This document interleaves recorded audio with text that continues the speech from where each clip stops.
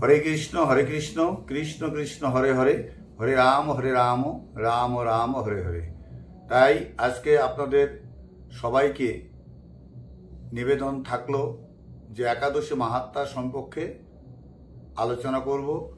তাই কি একাদশী মাহাত্ম্য সম্পর্কে আপনাদের সাথে আমি আলোচনা করব, সেটুকু আপনারা শ্রবণ করবেন এবং শ্রবণ করার পরে আপনাদের যদি ভালো লেগে থাকে তো কৃপা করে একটা সাবস্ক্রাইব করবেন।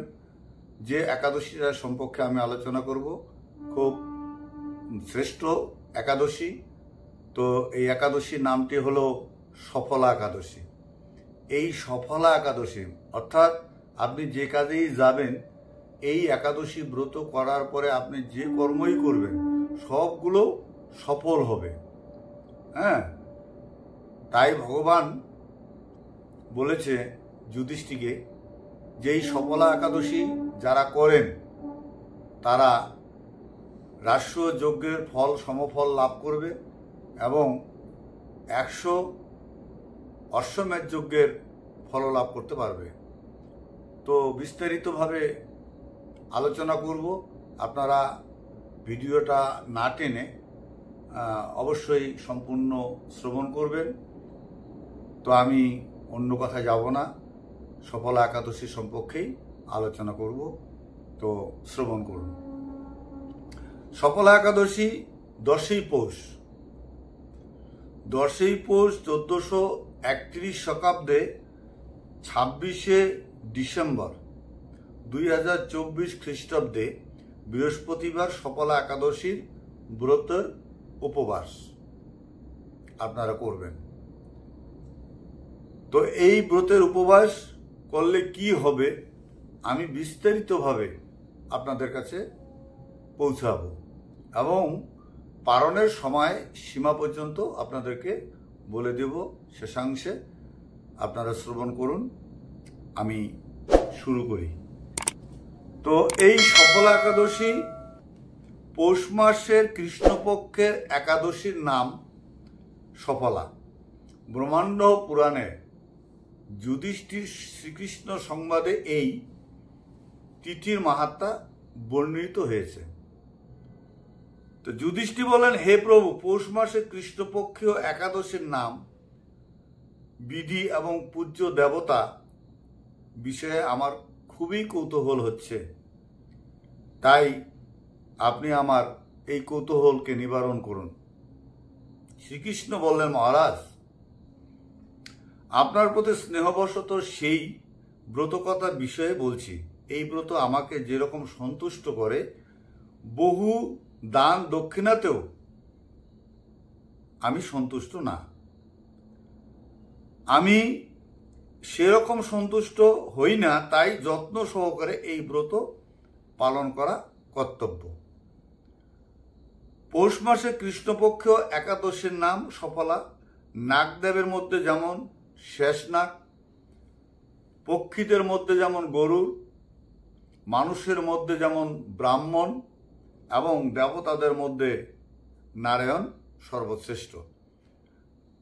হ্যাঁ, তেমনি সকল ব্রতের মধ্যে একাদশী ব্রত সর্বশ্রেষ্ঠ। হে মহারাজ, যারা এই ব্রত পালন করেন তারা আমার অত্যন্ত প্রিয়। তাদের এই জগতে ধনলাভ ও পরজগতে মুক্তি লাভ হয়। হাজার হাজার বছর তপস্যা করেও যে ফল হয় না, একমাত্র সফলা একাদশীতে রাত্রি জাগরণে তা অনায়াসে প্রাপ্ত হওয়া যায়। তো এবার চিন্তা করুন, তো এর প্রসঙ্গে কি বলছিলেন?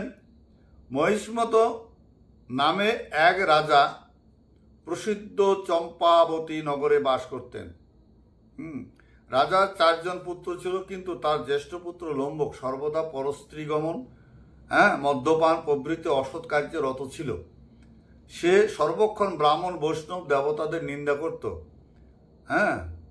সে এই আচরণে ক্ষুব্ধ হয়ে রাজা তাকে রাজ্য থেকে বার করে দিলেন। স্ত্রী, পুত্র, পিতা, মাতা, আত্মীয় স্বজন পরিত্যক্ত হয়ে সে এক গভীর বনে প্রবেশ করলেন। সেখানে কখনো জীব হত্যা আবার কখনো চুরি করে জীবন ধারণ করতে লাগলেন। কিছুদিন পরে একদিন সে নগরে প্রহরীর কাছে ধরা পড়ল। কিন্তু রাজার পুত্র বলে সেই অপরাধ থেকে সে মুক্তি পেল। পুনরায় সে বনে ফিরে গিয়ে জীব হত্যা ও ফলমূল আহার করে দিন যাপন করতে লাগলো। ওই বনে বহু বছরে পুরনো একটি বিশাল অসুস্থ বৃক্ষ ছিল। সেখানে ভগবান শ্রী বাসুদেব বিরাজমান বলে বৃক্ষটি দেবত্ব প্রাপ্ত হয়েছে। সেই বৃক্ষতলে পাপ বুদ্ধি লম্ভক বাস করত। বহুদিন পর তার পূর্বজন্মের কোনো পুণ্য ফলে সে পৌষ মাসের দশমী দিনে কেবল ফল আহারের দিন অতিবাহিত করত। পরদিন সূর্য উদয়, কিন্তু রাত্রিতে অসহ্য শীতের প্রকাশে সে মৃতপ্রায় হয়ে রাত্রি যাপন করল। তার চেতনা ফিরল। ক্ষুধা নিবারণের জন্য সে অতি কষ্টে কিছু ফল সংগ্রহ করল। এরপর সেই বৃক্ষতলে সে পুনরায় বিশ্রাম করতে লাগলো। রাত্রিতে খাদ্যাভাবে সে ক্রমশ দুর্বল হয়ে পড়ল।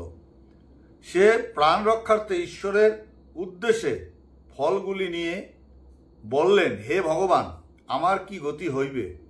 বলে অশ্রুপাত করতে করতে সেই বৃক্ষমূলে ফলগুলো রেখে দিলেন। হে লক্ষ্মীপতি নারায়ণ, আপনি প্রসন্ন হন বলে নিবেদন করলেন। এইভাবে সে অনাহারে ও অনিদ্রায় সেই রাত্রি যাপন করলেন। ভগবান নারায়ণ সেই পাপী লম্বকে রাত্রি জাগরণকে একাদশীর জাগরণ এবং ফল অর্পণকে পূজা বলে গ্রহণ করলেন। এইভাবে অজ্ঞাতসারে লম্বকের সফলা একাদশী ব্রত পালন হয়ে গেল। প্রাতকালে আকাশে দৈববাণী হলো, হে পুত্র, তুমি সফলা ব্রতের পূর্ণ প্রভাবে রাজা রাজ্য প্রাপ্ত হবে। সেই দৈববাণী শোনা মাত্র লম্বক দিব্য রূপ লাভ করলেন, এবং তার পাপ বুদ্ধি দূর হলো। সে পুনরায় নিষ্কণ্ঠ রাজ্য লাভ করলো।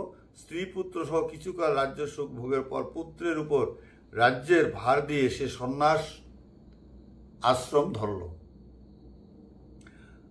অবশেষে মৃত্যুকালে সে অশোক অভয় ভগবানের কাছে ফিরে গেল। হে মহারাজ, এইভাবে সফলা একাদশী যিনি পালন করেন তিনি জাগতিক সুখ ও পরে মুক্তি লাভ করেন। এই ব্রতে যারা শ্রদ্ধাশীল তারাই ধন্য, তাদের জন্য সার্থক। এতে কোনো সন্দেহ নেই। এই ব্রত পাঠ ও শ্রবণে মানুষের রাজস্বয়ের যজ্ঞের ফললাভ হইয়া থাকে। তাই আপনারা সকলেই এই সফলা একাদশী ব্রত অবশ্যই পালন করবেন।